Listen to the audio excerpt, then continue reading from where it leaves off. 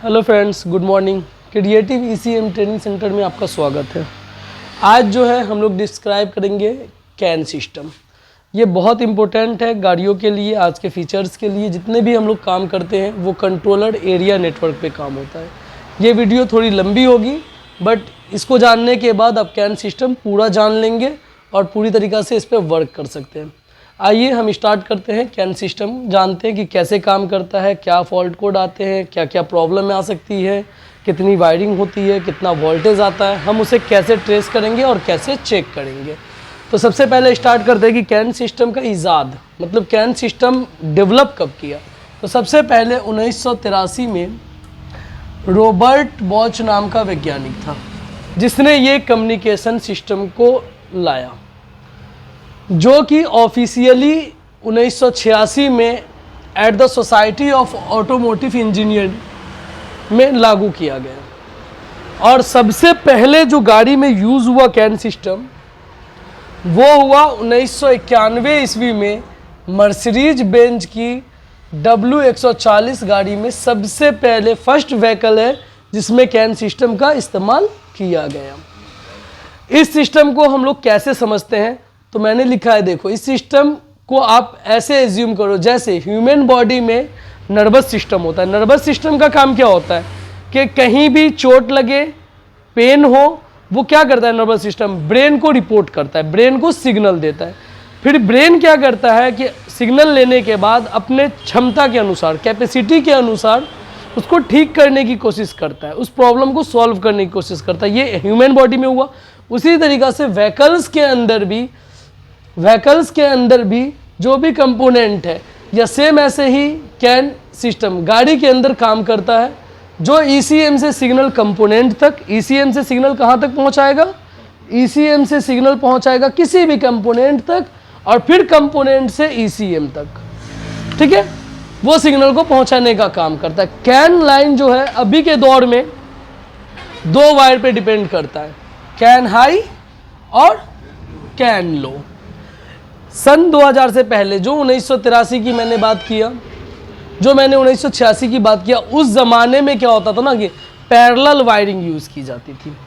Parallel wiring ये होता था कि जैसे मैंने एक कंपोनेंट के लिए दो वायर ले गई, तो हर एक कंपोनेंट के लिए ईसीयू से दो वायर निकलती थी। दो यहाँ से भी निकला, दो इस कंपोनेंट के लिए भी, दो इस कंपोनेंट के लिए भी, दो इस कंपोनेंट के लिए भी, दो इस कंपोनेंट के। तो इस तरीक़ा से गाड़ी के अंदर अभी जो कंपोनेंट आ रहे हैं और अभी जो सेंसर वगैरह आ रहे हैं वो लगभग 70 के आसपास है। और उससे कम में अगर हमारी इतनी कंपोनेंट, इतनी वायरिंग यूज़ हो, तो पैरेलल में वायरिंग का बहुत ज़्यादा रस होने लगा कि कुल मिला के बात ये कि वायरिंग का वज़न वो 20 से 25 kg का होने लगा। तो ये पैरेलल सिस्टम को हटाकर क्या चीज़ को कन्वर्ट किया गया, सीरीज वायरिंग किया गया। सीरीज वायरिंग क्या होती है वो अब हम बताते हैं। सन 2000 के बाद कैन सिस्टम के लिए सीरीज टेक्नोलॉजी का इस्तेमाल किया गया। सीरीज टेक्नोलॉजी कैसे काम करती है, देखो हर मॉड्यूल में can receiver and can deceiver लगा रहता है। कैन रिसीवर मतलब कैन कैसे रिसीव कर रहा है, कैन कैसे दूसरे को रिसीव कर रहा है। इसके अलावा दो कोड होते हैं, एन कोड और डी कोड होता है। एन कोड डी कोड को ऐसे समझो कि encode for an example कि हमने ईसीएम से सिग्नल निकाला इमोबिलाइजर के लिए, तो रास्ते में हमारा क्या आएगा, ईसीएम के ट्रांसमिशन सिस्टम आएगा, क्लस्टर आएगा, सेंटर लॉक आएगा, उसके बाद सिक्योरिटी आएगा। चूंकि सिग्नल तो हर वायर को जा रही है, अगर आपका ये सिग्नल वायर है तो जैसे ही ईसीएम ने सिग्नल निकाला सिक्योरिटी सिस्टम के लिए, इमोबिलाइजर के लिए, तो वो सिग्नल जाएगा ट्रांसमिशन के लिए। ये इसको क्या करेगा, एनकोड करेगा। एनकोड करने के बाद देखेगा कि क्या ये सिग्नल मेरे लिए है, तो वो पाएगा कि नहीं ये सिग्नल मेरे लिए तो नहीं है। फिर इसको ये आगे पास कर देगा क्लस्टर मीटर में।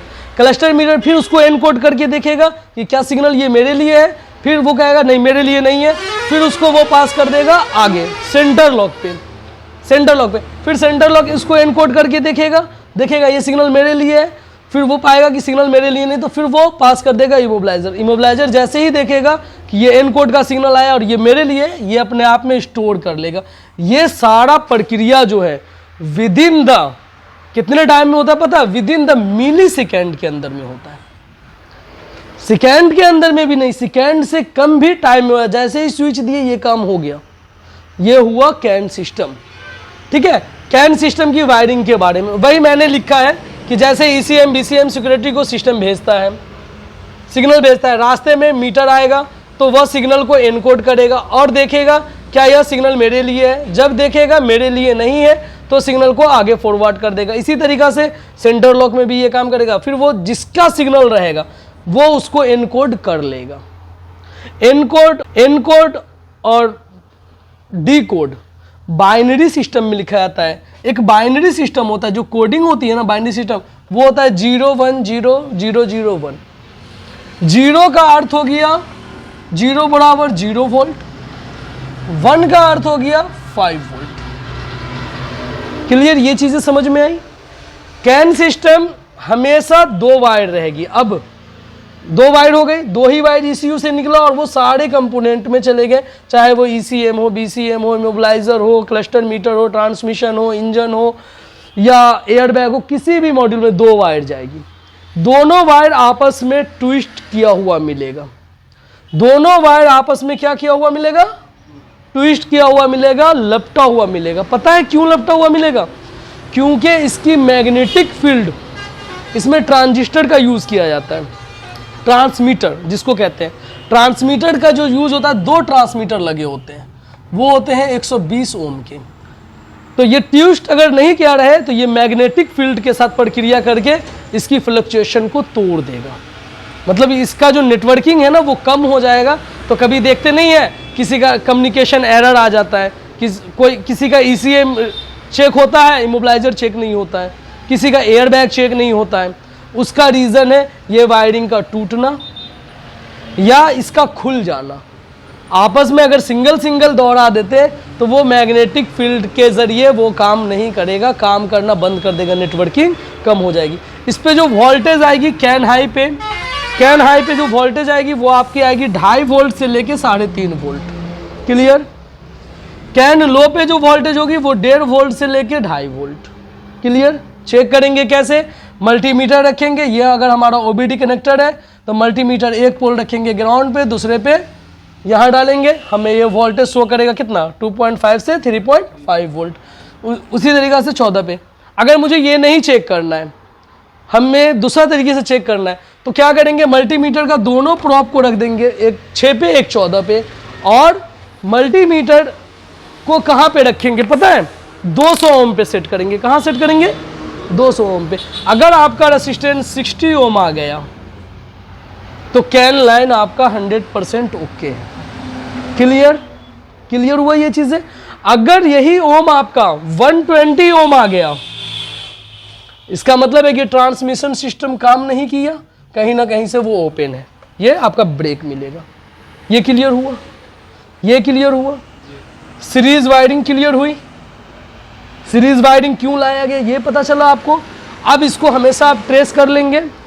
कैन की जो स्पीड होती है, कैन हाई की स्पीड होती है 500 किलोबाइट पर सेकेंड, मतलब 1 सेकेंड में 500 किलोबाइट तक की रफ्तार होती है। अब सोचो कितना रफ्तार है। और कैन लो की जो रफ्तार होती है 100 किलोबाइट पर सेकेंड होती है। ये रफ्तार इसलिए है कि CAN system within the millisecond के अंदर में काम करता है। कितने सेकेंड के अंदर? मिली सेकेंड। 1 सेकेंड भी नहीं लेता है, उससे भी कम, उससे 10 टाइम्स कम मिली सेकेंड का मतलब हुआ। क्लियर हो गया? ये पूरा कैन सिस्टम आप लोग को समझ में आया? अब कोई सी भी वायरिंग हो या कुछ भी हो आप चेक कर लेंगे, कैन कम्युनिकेशन एरर आएगा। अब इसमें क्या आता है? Fault code. Fault code can का क्या बनेगा? मैं इसको मिटा रहा हूं। फॉल्ट कोड इसका जो आएगा, कभी भी नेटवर्किंग का कोड आएगा तो U0101 आ जाए, U0010 आ जाए या U1001 आ जाए। कम्युनिकेशन एरर का कोड बनेगा। और नेटवर्किंग का कोड ऑलवेज किस चीज़ से होगा? U से स्टार्ट होगा। जैसे मैंने बताया था ना, P से किसका स्टार्ट होता है? Power train. C से किसका स्टार्ट होता है? चेसिस। B से किसका स्टार्ट होता है? बॉडी। U से किसका स्टार्ट होगा? नेटवर्क।